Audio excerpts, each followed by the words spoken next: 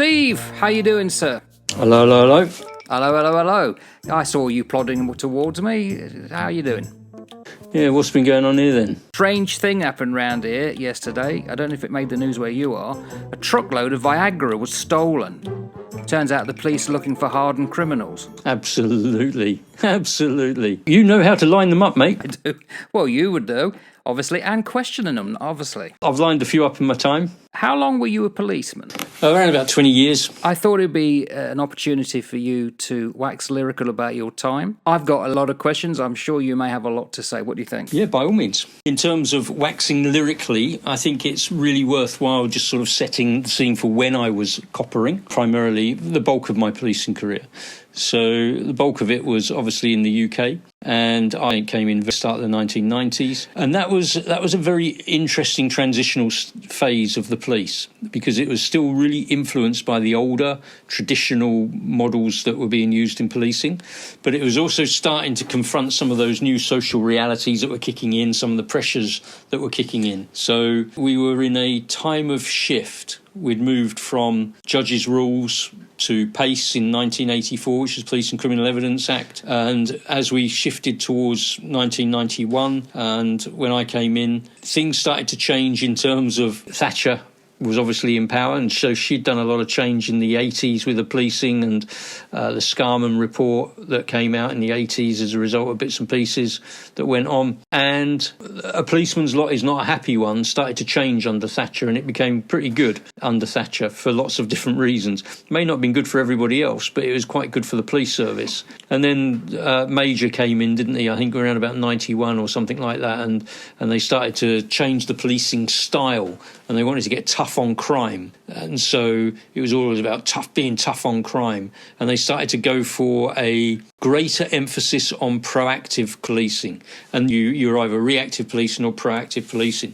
So when I came in, that was something that the Home Office had just set up, proactive policing, and so I very quickly got moved into that type of world, which was being tough on crime, tough on the causes of crime, actual visible action taking place against social disorder. So it was very, very heavily operationally focused and quite a lot of fun in a lot of areas. But why the police? Because you served in the Navy, you could have stayed in. It's different to the military.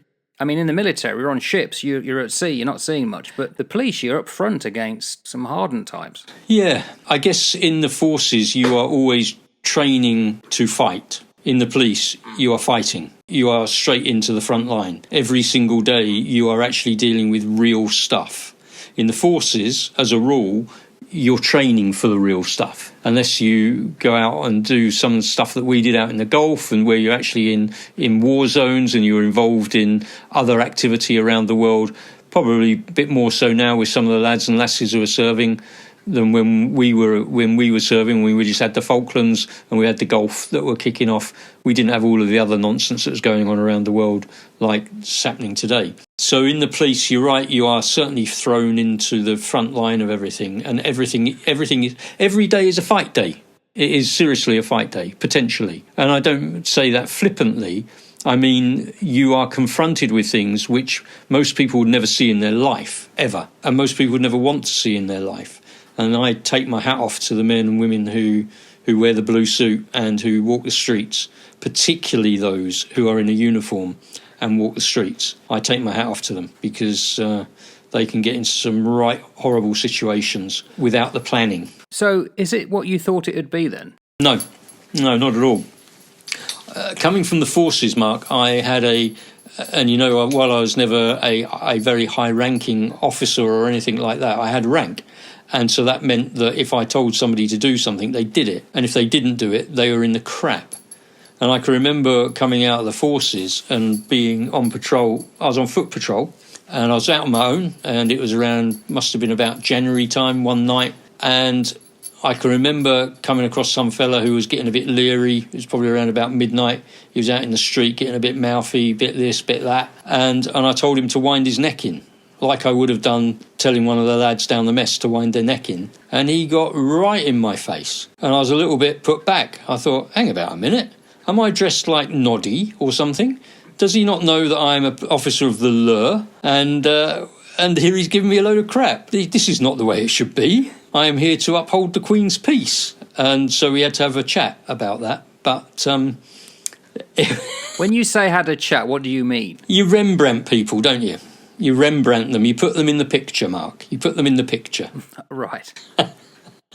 And I think sometimes it's good to have good talks with people. And they often see the error of their ways. Was this a talk with words? Of course, Mark. The pen is mightier than the sword. You know that. Depends what you do with it, isn't it? Where it gets inserted, I guess. Yeah.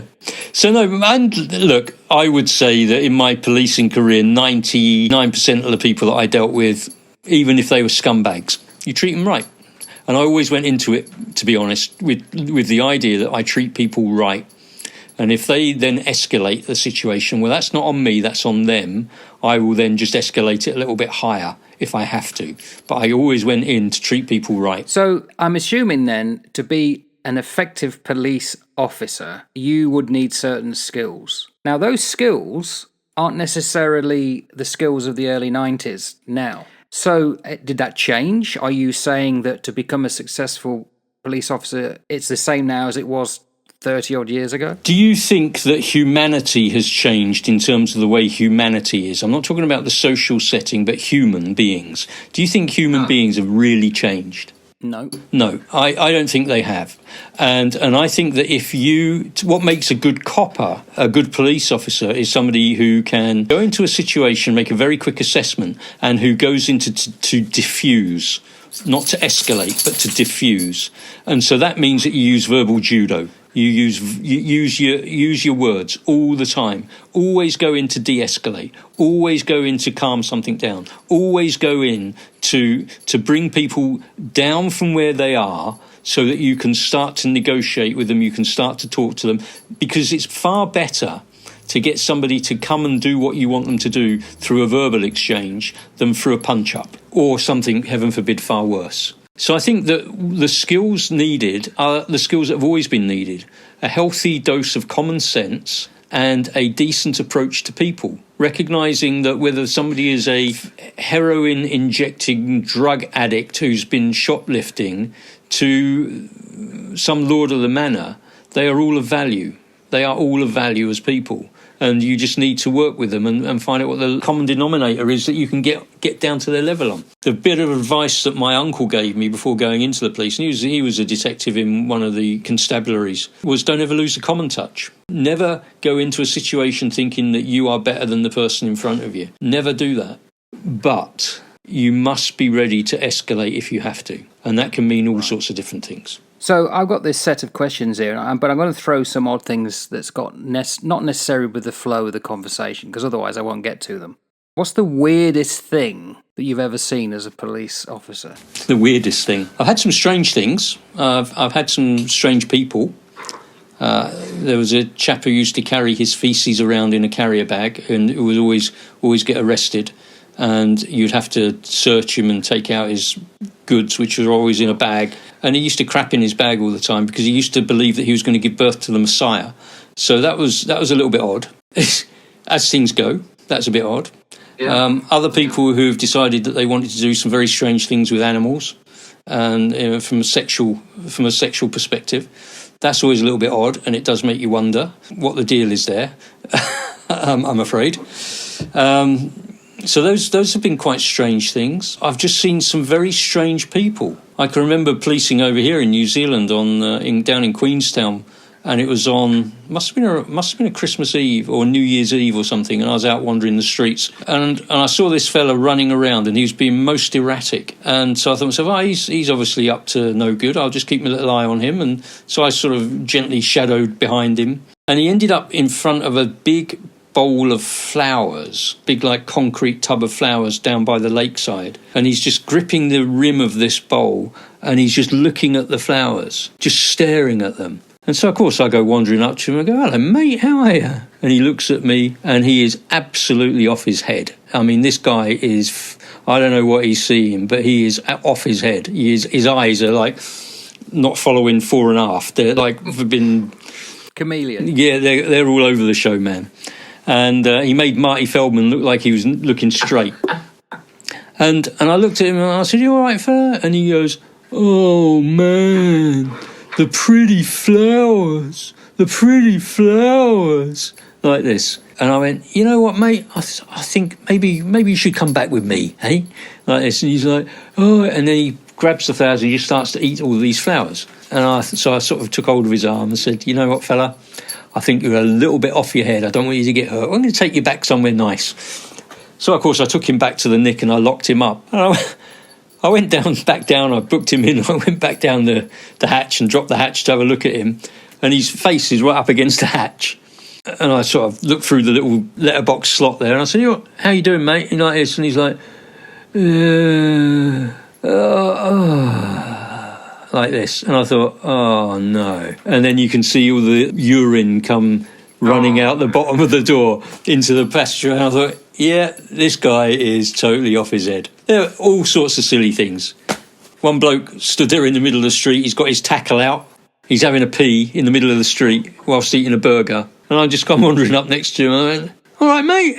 And he's like, yeah. Psh, hosing down the pavement like while he's eating his burger. I said, "Mate, you shouldn't be doing that." "You shouldn't be doing that. You're now arrested, by the way." "Oh, really?" "Yeah. Finish your burger. Let's get you in the car." So there's been all sorts of stuff, mate. Those are some of the tame ones. Good. I mean, I'm assuming that they're not that common, or is it? What, weird stuff? No, I mean someone pissing in the street and you have to go and arrest them. Common as anything. Yeah, imagine on a Friday night. Yeah. One of the things that you learn very quickly when you're policing is that people are horrible. People are gross. They are absolutely gross.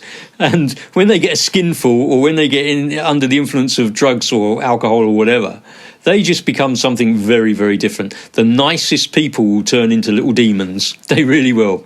They really will. You mentioned this guy who liked to keep his feces. Obviously, a thing that I would imagine, and I'm not an expert, I'm looking at it as a layperson, so forgive me, but the evidence collection, that's something that must be, some of the things you have to collect must be bizarre, isn't it? Yeah, I mean, and it all depends on what sort of scene you're dealing with. So when I was a detective and if you were to go in a particular crime scene, depending on what the crime was, will depend on what sort of evidence that you collect. But you do try and gather as much evidence as you can to paint the picture. And evidence is just like a jigsaw piece.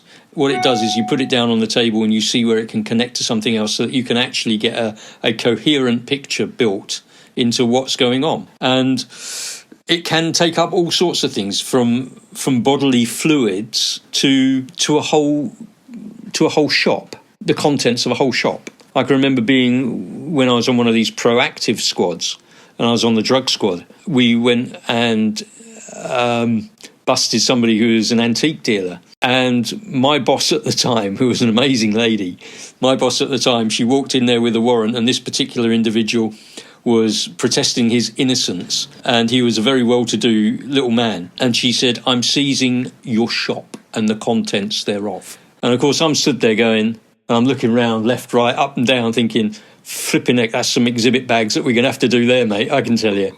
Yeah. And she did. She seized the whole flipping shop. She took everything. Wow. What happened to it afterwards? Well, we had to hire a warehouse and put it all away. What happens is you bag it, you tag it, you itemise it. There's a whole process that you go through, a procedure that you go through to secure the whole flow and the chain of the evidence, so that there's no break in the evidential chain. We had to lock it away in this warehouse. And then, of course, it gets produced for court. But then you've got to find out where it all comes from. So then you're back into an investigative mode of inquiry to try and find out where we've got all of these antique pieces of furniture or whatever. And we now need to locate, well, where did they come from? What was the crime? Have they been reported? So you're then into databases and you're trying to locate, trace owners of said pieces of property. And away you go. Quite laborious. A lot of people who don't know what you know only know from TV and drama. My wife, she was a nurse for 20 odd years, and she hates hospital dramas because she says they get it wrong every single time. Completely. What about police dramas? Absolutely, completely wrong every single time. Why is that? Because so much of police work is boring. It is really boring. It is tedious. And if you were to actually put on television, I mean, the ratings would just flop. because who wants to watch a copper go through 65 bags of exhibits, labelling a bag, putting them into a property book, filling it in triplicate? This is what we had to do, type of thing. Who wants to watch that? It is boring, it is tedious, and that's why police officers would get in trouble with it. Prisoners' property, paperwork and prostitutes were some of the things that would always drop a police officer in the crap. And prisoners, because they would cause you grief, they'd either make allegations against you or they'd run away and you'd lose them. Property, because sometimes if you mistakenly put a bit of property down and lost it, oh my goodness, were you in the crap for losing a bit of property. Paperwork, because there's so much of it that you've got to have your paperwork lined up. And if you haven't got your paperwork lined up, then it just gives the opportunity to the defence to make a case that you haven't followed the procedure correctly.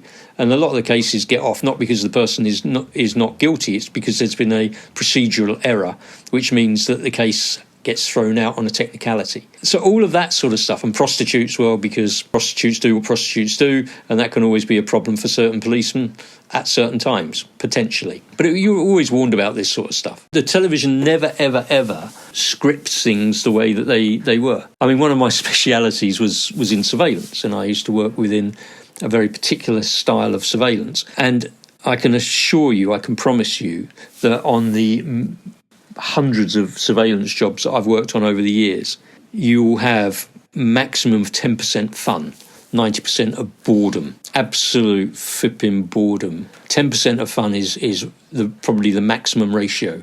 But when you get that fun, it is fun.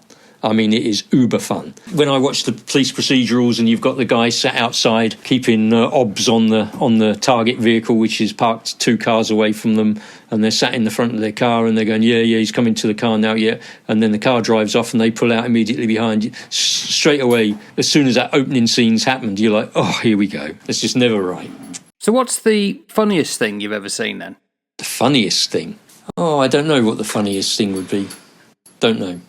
I've seen lots of funny things, but I don't know what the funniest thing would be. Could you give an example of a funny thing? It's the bizarre, I suppose. It's just, so all of those examples that I've given you, I think were quite funny about the weird things. I just think that they're funny. They're strange, they're funny, they're peculiar, they make you laugh. I can remember being in an interview with somebody, and this was back in the day when you had socks that had like music that you press a little button on the ankle and music would play on your socks. Don't know if you ever saw those. Only at Christmas. Yeah, so at Christmas. So I had a pair of Christmas socks that had Father Christmas and Jingle Bells. And I was interviewing somebody for this burglary offence or whatever it was that I was interviewing him for. And I happened to cross my ankles over. And, of course, we're in the middle of this very serious interview. And all of a sudden, from under the table comes, jingle bells, jingle all the way.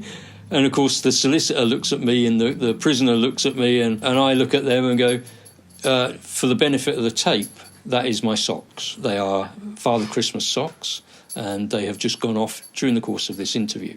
Now, back to where we were. Like, listen, you try and then get your interview back online when you had that sort of thing going off. But, yeah, there's all sorts of little funnies like that. Have you ever been bollocked, and have you ever had to bollock someone? Yes, on both accounts. The detective sergeant who I mentioned earlier, not by name, in fact I probably didn't even mention the rank, the one who seized the shop, she took me aside and closed the door and gave me a right royal roasting. And it was very good. She was very good at it. And I didn't forget it. And I tucked it away and thought, yep, I won't make that one again. I was a detective sergeant, and so I had detectives working with me and for me. I had police officers working for me when I was a uniform sergeant.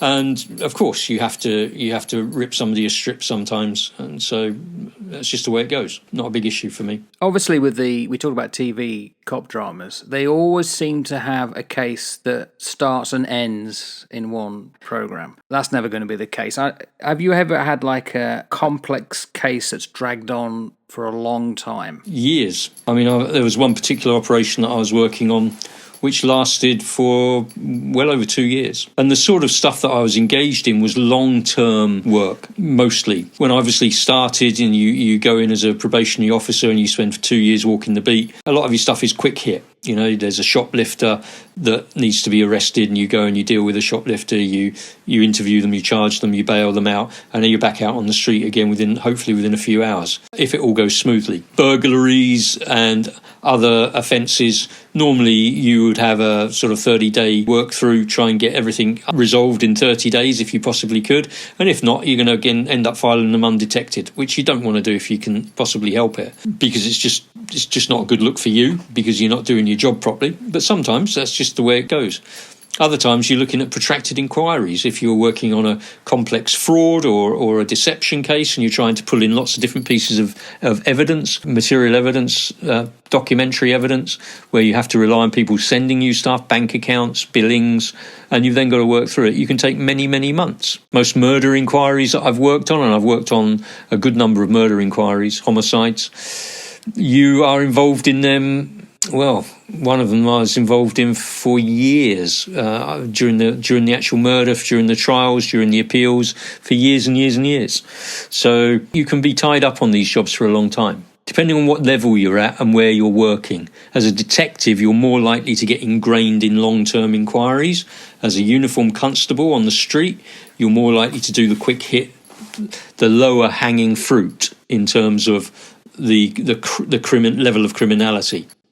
So I'm going to link a couple of three here together because I think they're all the same thing. I wrote them down as separate. So the greatest challenge you may have had, the hardest thing, and ethical decisions, or the ethical side of the police work and that general remit. Would you be able to say anything on that? I think from my experience, and I can only talk to you from my experience, is that the men and women that I have worked with and served with over the years have very high standards and very strong moral compasses in terms of what they're trying to do. There's always talk about police being corrupt and bent and being fitted up. And don't get me wrong, there are police that do that, and a fair proportion of my work was working against corrupt police as well. So because of the nature of the things that I used to do, I and my team would get called in to work against corrupt police officers in various places. So there are corrupt police officers. There is corruption in every organ of state, wherever you are situated. But the vast majority of police officers, men and women that I worked with, had a very high moral standing in terms of their ethic, their duty, their sense of right and wrong.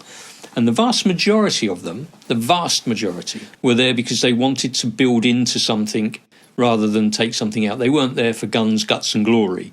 They were there to actually build into people's lives and make society a better place. Now, that may seem a bit of a lame view, but it's actually true. And I know that when I went into the police, I went in because I thought I could make a difference, something positive. I didn't go in there to do sexy policing or to do bells and whistles and, as I say, the guns, guts, glory side of it. I didn't go in for any of that. That's not why I went into it. I went in because I genuinely believed that I could make a difference to people's lives. So from an ethical standpoint, most of the guys were right. And had a good compass. There were occasions, and as I say, there were people that I knew of whose ethical compass sometimes didn't line up as well as it should do. And they were found out and they were dealt with by the system. Thank you. And I've got a couple of questions left. Overall, in your time in the police, what have you learned about yourself, the police, and society? What I've learned about society is that it needs police, because if you leave society to just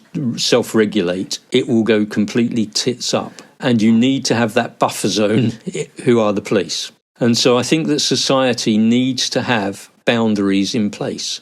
And we're moving into a society now where people don't want boundaries, which means the police are always going to be pushed against, because they are the visible symbol of boundary, whatever that law is, whatever that regulation is. What I've also learned from the policing angle is that the police used to be apolitical, neutral, unbiased. What I see now more and more, and I see this in the New Zealand police and in the UK police, is they are no longer apolitical. They are far too heavily leaning in the order of the political flavour of the day. And so the social contract is being broken, I think. So I think that the police, for whatever reason, are doing things which, if I were in... I was actually sat having breakfast on Saturday morning with another senior detective, ex-senior detective who used to work for me. And we were talking about this. And he said, I don't get it, Steve. You and I,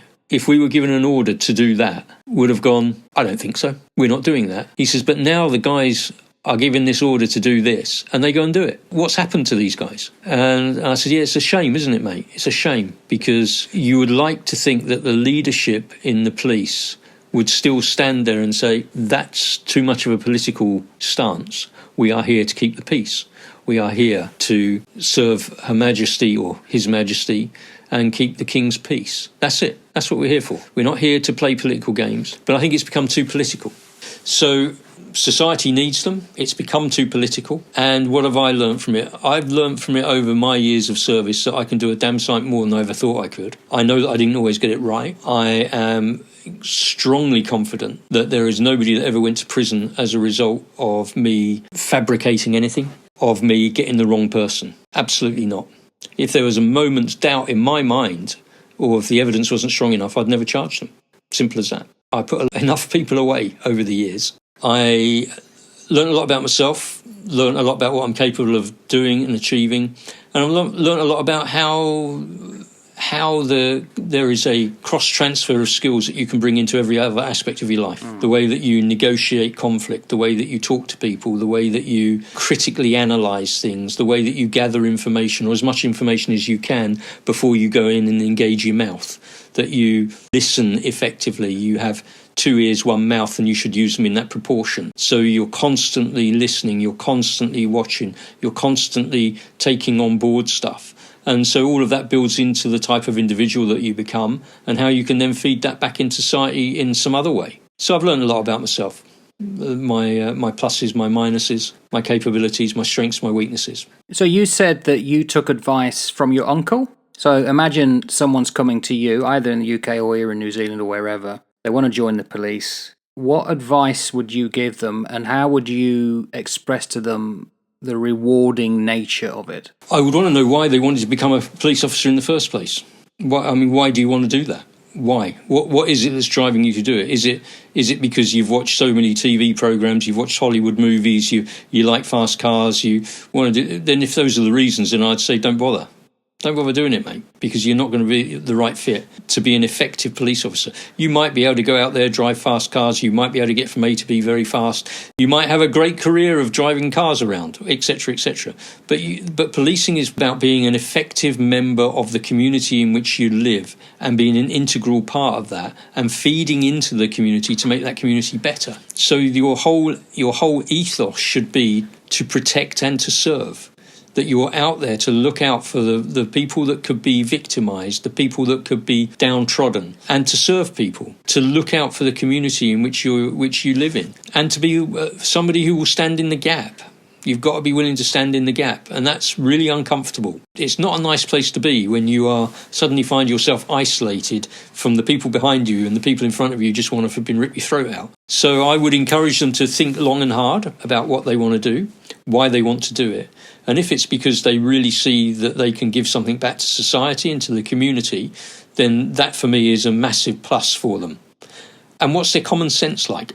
If they are a politically minded provocateur who just wants to go out and rock stuff up, then I'd say, mate, go and join the Labour Party, or go and join some other trade unionist, or go and do something like that. Just don't bring that crap into what you're looking to serve. You're there to serve the people. You're here to show your common sense. You're here to bring peace and calm wherever you can. You're not here to rack stuff up. You're not here to escalate stuff. You're here to keep things calm. So if you can do that, and if you can bring all of that, and then if you are somebody who's a team player, you like working with other people, you get on really well with a nice esprit de corps, where you can build into the people that you work around. You can cover the back of the people that you work around. You know that when you're out whether you're out in an I car, whether you're out in an incident car, whether you're out in an unmarked car or surveillance, whatever you're doing, that the people that you're with are part of a much bigger thing. It's a great career. I would recommend it to people, like I would the forces. I'd recommend the forces to people as well. It's a great career. Word of caution, and I don't know if you want a word of caution, but a word of caution would be do not let it consume you. And being a copper, it becomes all about the job. You are never off duty, and it can become all-consuming. That's what I found. And I was a willing consumer of it as well. So, it didn't just take me, I gave myself to it. Everything. I loved it. I loved doing what I did. I got massive buzz out of some of the things that I did. I felt a sense of importance, a false sense of importance because of what I did, and not everybody could do that. You've got to keep your feet firmly on the ground and recognise that actually, mate, while it's important, while it's a good thing to do, you've still got to go home, you've still got to see your wife, you've still got to raise your family. And I tell you what, they're more important than this. So keep your balance right, keep your relationships right, and don't allow the job to totally consume you. New Zealand police are probably better at that than the British police. They are less consumed, certainly the people that I work with. They've got far more of a healthy balance. The guys that I used to work with, it was all about the job, nothing else but the job. Why was that? Probably because of the nature of our work.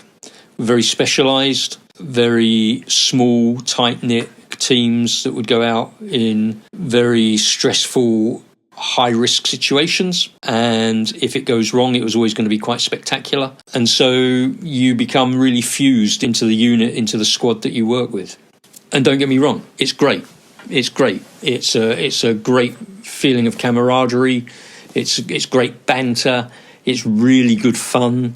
It can be very heavy on the adrenaline at times, but the people are all very much like-minded. So you're working with a like-minded bunch of men and women, but men and women who are wired in very similar ways to yourself. So there was a natural brotherhood, if you like, sisterhood, brotherhood. And I guess also the unsung heroes, the families. Yes, I would say so. I think that when I think back over the amount of crap that I put my missus through over the years for various reasons, yeah, she's the one who deserves the medals, not me, definitely. And the families take their hit. And the families are too often forgotten by the organisation of the police. Once you're gone, you're gone.